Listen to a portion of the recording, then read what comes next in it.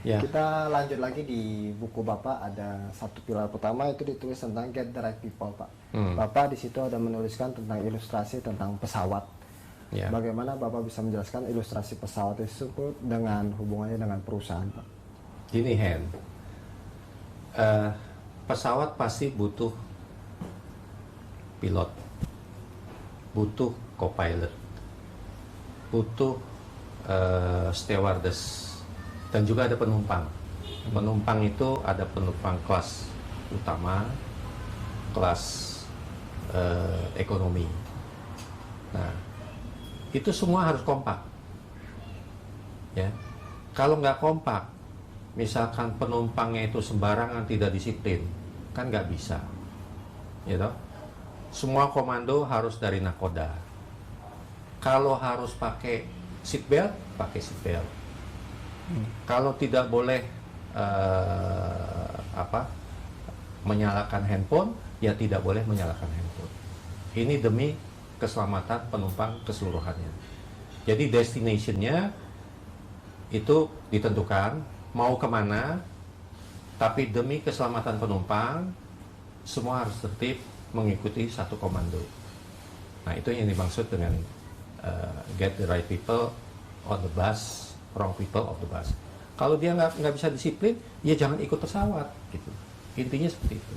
Jika ternyata hanya ada sedikit orang yang ikut dalam pesawat itu, bagaimana, Pak? Berangkat. Kalau sudah schedule, berangkat. The show must go on.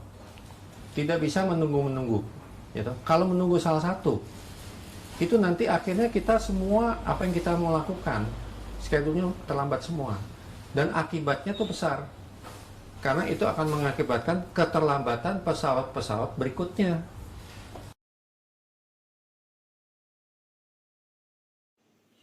Pak Jayadi, apakah Bapak ada kiat-kiat bagaimana menentukan right people on the bus dengan wrong people of the bus?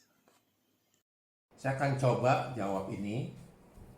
Saya akan putarkan satu video, ya.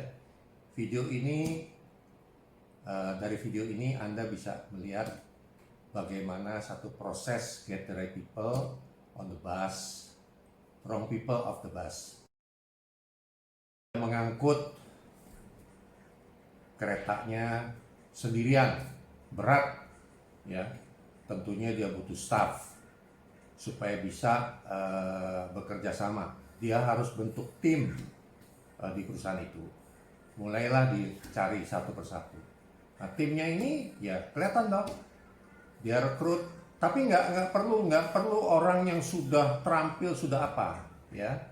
Yang penting orang itu mau kerja, punya spirit, punya integrity. Ambillah orang itu. Nah, orang kedua sama, cuma lebih nggak tahu kerja. Sebenarnya kepengen bantu tapi juga bingung mau bantunya apa, ya. Dia cuma ayun-ayun tangan aja, padahal sebenarnya dia juga jadi beban. Kemudian masih kurang nih, waduh, cari lagi orang lain lagi. Nah, ini orang ini beda lagi sifatnya. Orang ini tipe yang ikut-ikutan. Kalau ada di lingkungannya baik, dia akan baik. Tapi kalau dia ada di lingkungannya buruk, dia akan menjadi buruk. Nah, orang keempat, lihat sendiri. Dari tampangnya udah kelihatan buruk ya. Oh, ini orang itu menghambat pekerjaan. Kalau bisa memprovokasi orang. Kalau bisa mendapat keuntungan dari pekerjaannya. Lihat saja apa yang dia lakukan di gerobak ini. Ya, mengganggu orang lain dan sebagainya. Wah, ya nggak bisa. Ya, kemudian si pimpinan ini melihat, nah ada kereta lewat kok bisa bagus gitu ya. Ya sudah, kita juga harus melakukan hal yang sama seperti ini.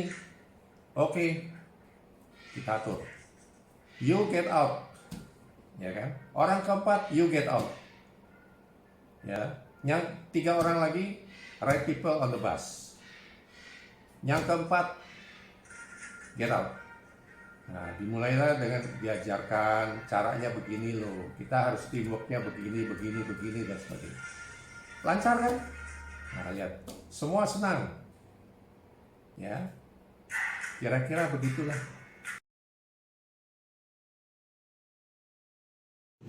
Pak, mungkin pertanyaan selanjutnya adalah bagaimana jika ada perusahaan yang sudah berjalan puluhan tahun dan dipenuhi dengan wrong people on the bus?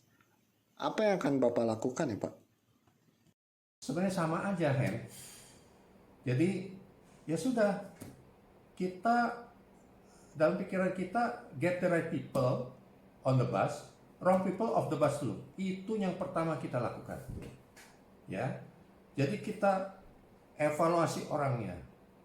Kita seleksi. Ini oke, punya skill bagus, masuk dalam bus.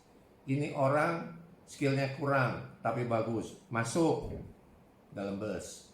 Ini orang punya skill tapi agak miring-miring sedikit lah gitu intinya ya, attitude-nya dan sebagainya.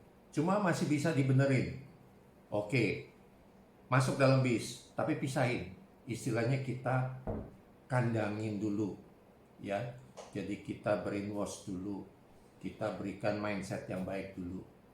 Nah, kalau kita ketemu orang-orang ini provokator, kurang baik sifatnya, langsung eliminasi. Ya, kita nggak perlu tunggu lagi. Eliminasi, karena orang ini justru yang bikin perusahaan itu menjadi berantakan, terganggu, macam-macam lah gangguannya, provokasi lah, menghasut lah, males lah, korupsi lah dan sebagainya. Udah buang, jangan ragu, ya. Jadi intinya adalah bagaimana kita bisa membangun tim melalui orang-orang yang baik atau orang-orang potensial baik yang tinggal kita arahkan, tinggal kita didik. Ya, kira-kira begitu.